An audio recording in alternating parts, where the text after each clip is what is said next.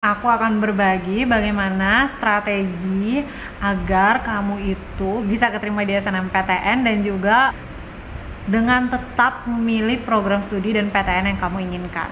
Aku bakal sampein strateginya di video ini, dan strategi ini udah terbukti karena aku sendiri alhamdulillah keterima di SNMPTN di FKUI, dan juga adik aku dapat SNMPTN di FK4, dan selain itu juga ada sepupu aku, dia dapat SNMPTN di FK3.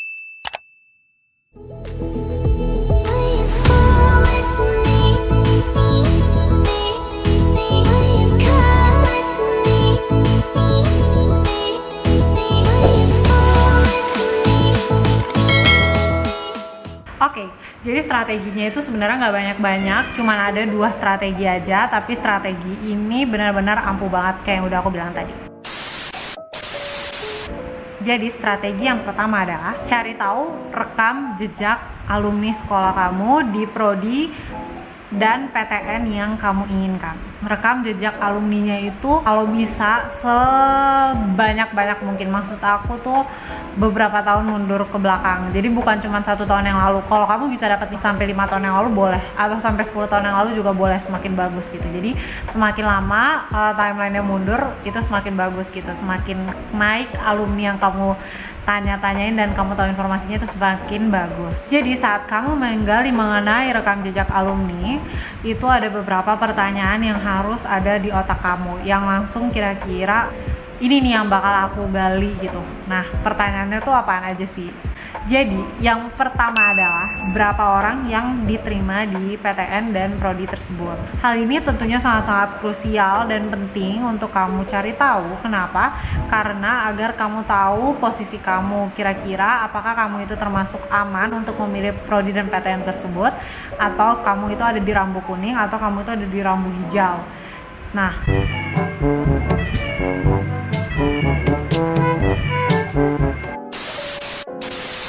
apa sih maksudnya? Kok ada istilah aman kah? Ada istilah rambu kuning, ada istilah rambu merah. Nah, jadi aman itu maksudnya adalah seperti ini. Jadi misalnya biasanya kakak-kakak kelas kamu, atau maksud aku tuh siswa SMA di sekolah kamu tuh selalu keterima 3 orang. Selalu tuh tiap tahun keterima 3 orang. Nah, berarti kamu tahu tuh kamu tuh udah bisa memetakan diri kamu nih. Jadi kalau misalnya kamu ada di 3 ranking teratas untuk di prodi dan PTN tersebut, berarti kamu termasuk aman. Kalau misal kamu ada di urutan keempat, berarti kamu itu rambu-rambu kuning. Jadi maksudnya kayak ada kemungkinan kamu bakal bisa dapet kalau tiba-tiba ada penambahan kuota dari PTN dan prodi tersebut, atau bisa juga kamu nggak dapet karena emang biasanya nggak nyampe 4 orang. Lalu kalau misalnya rambu merah itu adalah misalnya kamu ternyata adalah posisi kamu tuh ada di nomor ke-7. Nah, itu kan udah jauh banget ya dari 3 urutan teratas.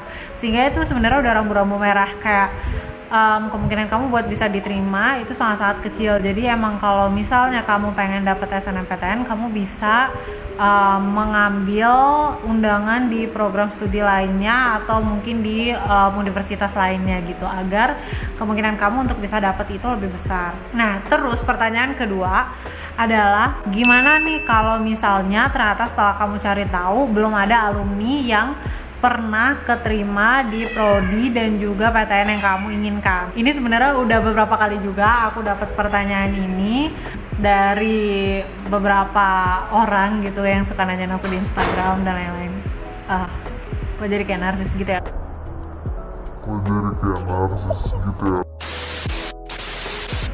Jadi jawabannya adalah sebenarnya itu sangat berisiko untuk kamu mengambil program studi dan juga PTN tersebut. Kenapa? Sebenarnya memang ada kemungkinan kamu bisa membuka jalan. Apa tuh maksudnya membuka jalan? Yaitu adalah ada kemungkinan kamu bakal keterima di situ. Bisa jadi kan, nggak ada yang tahu gitu. Jadi mungkin aja kamu bisa diterima dan kamu otomatis akan membuka jalan untuk adik-adik kelas kamu yang pengen juga ngambil prodi dan juga PTN yang sama seperti yang sedang kamu ambil itu. Tapi tetap ada kemungkinan kamu tidak akan diterima di prodi dan juga PTN tersebut. Oh ya, Nah, walaupun seperti itu, tentunya kamu tetap harus pastiin ya sebelum kamu memutuskan untuk mendaftar atau enggak, apakah memang belum pernah ada yang keterima atau emang belum pernah ada yang daftar. Jadi kalau misalnya emang ternyata belum pernah ada yang keterima tapi sebenarnya udah ada yang daftar, nah itu udah istilahnya tuh udah red flag gitu. Jadi sebaiknya kamu tidak usah daftar di situ karena ada kemungkinan cukup besar kamu bisa nggak dapat. Tapi kalau misalnya emang ternyata emang belum ada yang pernah daftar, nah itu istilahnya tuh lebih mending gitu daripada yang nggak pernah diterima gitu. Jadi emang karena belum ada yang pernah daftar, jadi kamu istilahnya beneran bisa nyoba gitu sebagai pembuka jalan. Tapi overall intinya adalah kalau misalnya aku pribadi sebenarnya kurang menyarankan untuk kamu mengambil prodi dan PTN yang emang belum pernah ada yang keterima ataupun belum pernah ada yang daftar di situ dari sekolah kamu. Nah, meskipun demikian, aku mau mengingatkan sekali lagi kalau misalnya tetap ada kemungkinannya untuk SNMPTN di setiap tahunnya itu bisa ada penambahan ataupun pengurangan kuota untuk undangan dari universitas ke sekolahnya masing-masing. Berapa orang yang mengambil undangan saat mereka udah keterima atau istilahnya melakukan daftar ulang. Jika setelah diterima ternyata ada siswa yang menolak undangan tersebut, nah itu termasuk red flag juga berarti. Dan kamu harus segera cari tahu kira-kira berapa tahun yang lalu sih ada kakak kelas kamu yang menolak undangan tersebut. Karena biasanya kalau ada sekolah yang siswanya itu menolak SNMPTN-nya padahal udah dapet, nah itu akan bisa mengakibatkan sekolahnya itu akan di blacklist. Dan biasanya blacklist itu dia akan terjadi dalam kurun waktu yang cukup lama. Jadi bukan setahun doang, bahkan bisa nyampe 3 tahun lebih gitu. Nah, jadi kalau misalnya emang kayak gitu, kamu harus langsung cari tahu tuh kira-kira setelah insiden ada yang nolak undangannya itu, ada nggak sih kakak kelas kamu yang berhasil diterima di SNMPTN di prodi dan PTN tersebut. Atau kamu pastiin juga emang pada nggak diterima, semua yang daftar tuh nggak diterima, atau emang nggak ada yang daftar karena takut gitu. Nah, kalau misalnya emang ternyata udah ada nih yang sempet keterima tahun lalu, nah itu berarti bisa jadi blacklistnya itu udah dibuka. Dan sebenarnya udah lebih lebih baik gitu, better gitu buat kamu untuk kalau emang mau banget ngambil prodi dan juga PTN di tempat tersebut. Namun meskipun demikian sebenarnya tetap masih berisiko karena ada kemungkinan juga sebelumnya kan diterima nih, terus ternyata pas bagian kamu yang daftar ternyata tiba-tiba nggak diterima lagi gitu karena pengaruh yang sempat blacklist itu. Jadi sebenarnya tetap berisiko. Nah, lalu selain itu juga kamu juga harus nih untuk mencoba melacak kakak-kakak alumni SMA kamu yang keterima di PTN dan prodi tersebut melalui jalur SNMPTN. Jadi kamu harus cari tahu kira-kira gimana sih kakaknya itu studinya itu baik-baik aja nggak, terus apakah dia itu berprestasi atau tidak, lalu kira-kira dia tuh sempat ada yang gagal modul nggak, atau jangan-jangan ternyata udah drop out atau ternyata udah cuti. Karena sebenarnya itu juga berpengaruh buat pertimbangan dari universitasnya dalam memilih apakah dia itu mau mengambil siswa dari SMA kamu untuk diterima di jalur SNMPTN. Nah, sebenarnya data untuk rekam jejak alumni ini itu seharusnya udah ada di guru BK kamu. Jadi lebih baik kamu langsung tanya aja ke guru BK kamu.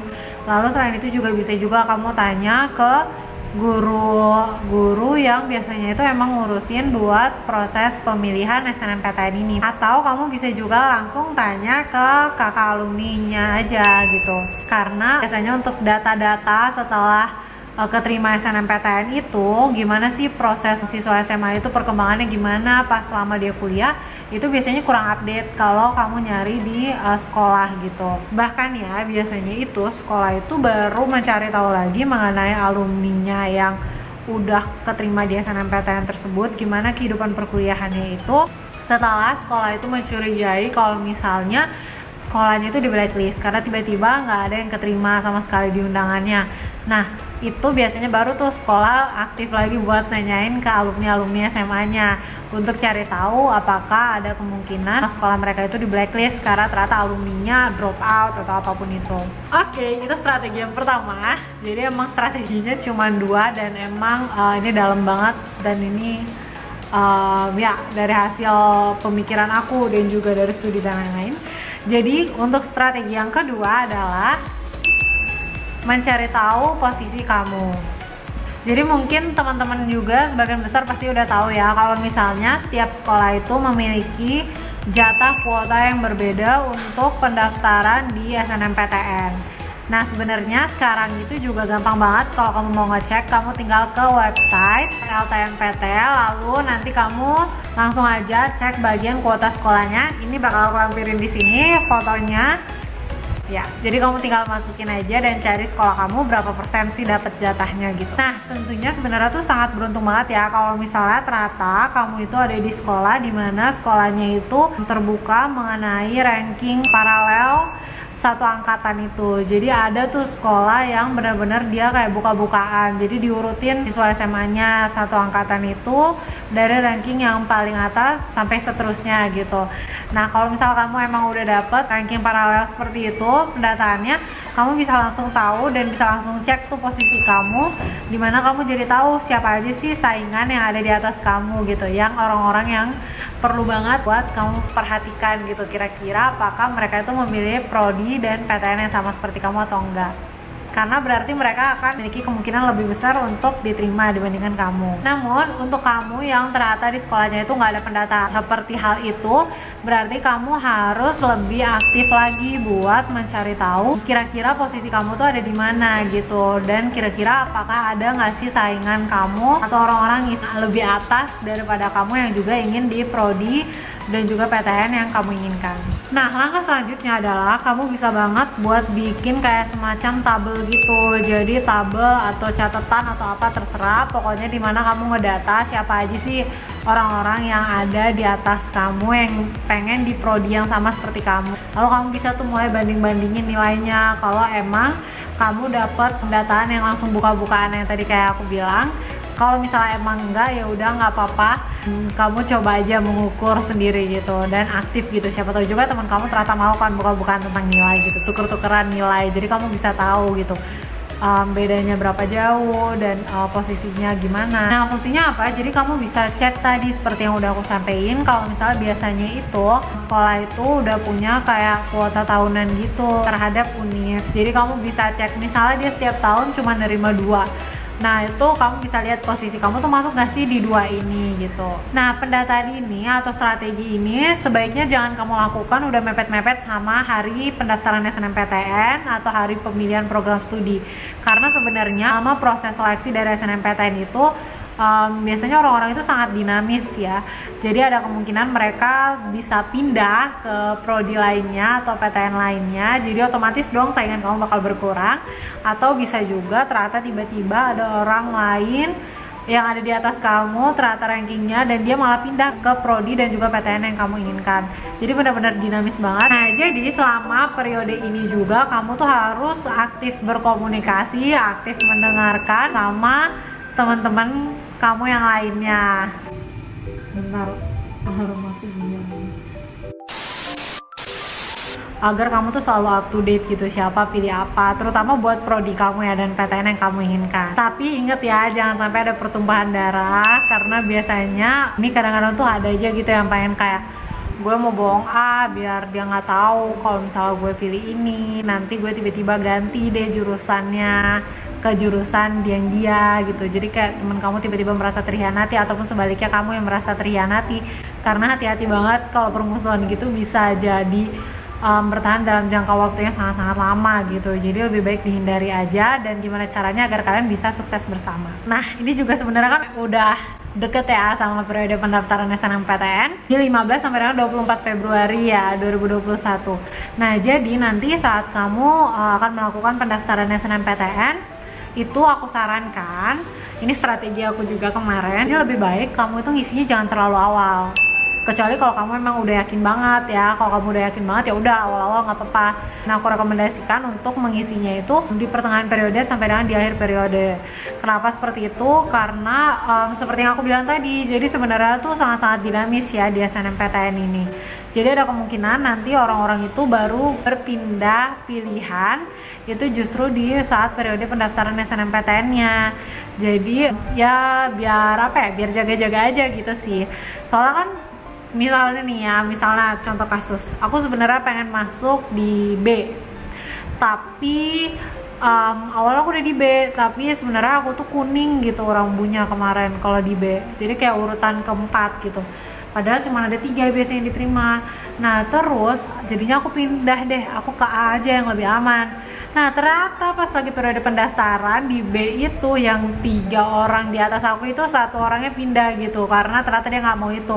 Nah sayang banget kan, padahal aku sebenarnya bisa naik urutannya, tapi karena aku udah daftar di A, jadinya aku udah nggak bisa lagi dong masuk di B gitu lewat jalur undangan istilahnya. Jadi gitu, jadi lebih baik kayak di pertengahan periode sampai dan di akhir periode. Tapi ingat ya, jangan terlalu mepet di akhir periode itu, maksud aku bukan kayak di menit-menit terakhir atau di hari terakhir baru daftar, jangan, karena takutnya tiba-tiba aja ada force major, misalnya listrik mati se Indonesia atau websitenya down gitu kan, kita nggak tahu. Jadi lebih baik jangan di hari terakhir, sebelum hari terakhir udah isi aja gitu, 2-3 hari sebelum hari terakhir lah pokoknya. Oke, jadi udah selesai nih 2 strategi ampuh dari aku. Tentunya ini udah up to date juga, karena aku juga udah ngelakuin studi dan lain-lain. Aku belajar dulu mengenai SNMPTN 2021 itu seperti apa. Semoga membantu buat kalian semua dan